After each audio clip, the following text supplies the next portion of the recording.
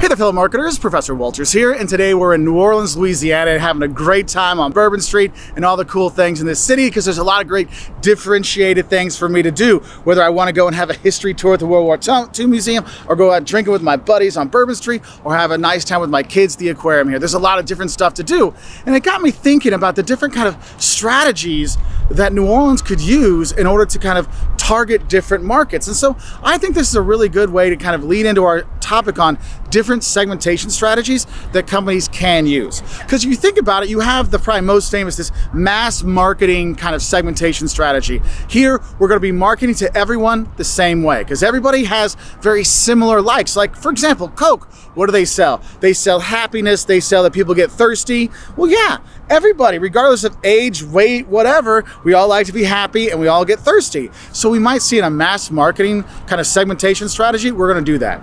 Every person is going to be treated the same way, and we're going to find those similarities to each other and kind of focus on that, because it's kind of what we call a undifferentiated marketing strategy. Now, the thing is, this kind of mass marketing, the same thing for everybody stuff, isn't as popular as it used to be, because with IT now and information technology, it's easy to kind of tailor experiences for people when they're going online. That's why they can have it set up for, like, for example, eBay. They're going to have those ads that show up on the side of different websites I visit. They know that I went to eBay and I looked up something, and it's going to pop up there. So they're going to have a different kind of strategy to just have a buy on eBay kind of thing, all right? Because that buy on eBay is for everyone. That would be kind of a mass marketing strategy. But when we focus on like kind of like a specific group, we start doing a different kind of marketing strategy, and that is a differentiated targeting strategy. So what we're doing is we're differentiating. We're seeing the difference in the different groups, the different segments, and we're going to focus on that. We're going to market to them on those things. So we might make different products for each one of those groups.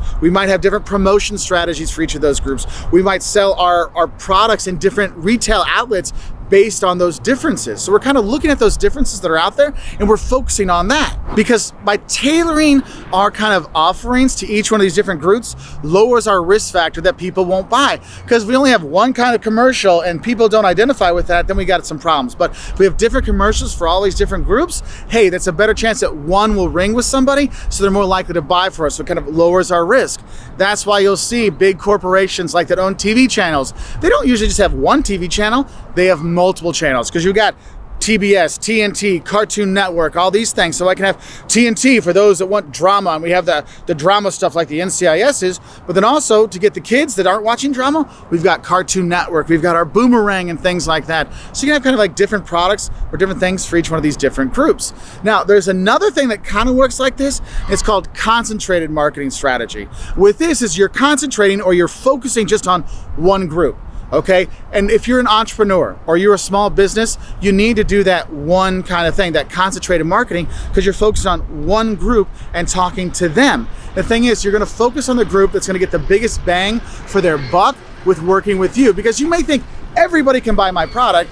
Yeah, but if you're a small entrepreneur or a new entrepreneur, do you have time to try to sell to everybody? No. Focus, concentrate on that one specific market, and then they'll be satisfied, and they can be like cheerleaders for you when you're out there, okay? And then the fourth one I want to kind of talk about is called micro marketing, or maybe one-to-one marketing, and you're seeing a lot more of this now with information technology. I mean, think about it. Have you ever gone online to buy a pair of shoes where you can choose the color, you can choose the size, you can choose all these things, and kind of like your own sneakers? Yeah, you can have that. That's micro marketing, right? Or maybe you're buying your computer, you get to go online and check, oh, the hard drive and the ROM, the RAM, the size, the battery, the screen, all that kind of stuff. They're making it so you can tailor that product just for you. And we're just focused on that individual kind of thing, and that micro marketing, one-to-one kind of thing. So I hope these kind of overall kind of segmentation strategies, these kind of ideas, can help you figure out in terms of what should we do to focus on our market. Because if you're selling products that it's like, you know, like commodity products like gasoline and orange juice, it's kind of the same thing for everybody. You can just have a mass marketing strategy and do that. But if you have one that's more, you know, everything is different for each person, well, maybe we need to do that differentiating, or, you know, the differentiated targeting strategy instead, to get each one of these different groups, okay? So you want to think about that. So I hope this helps you out. I wish you all the best, and bye from here in New Orleans.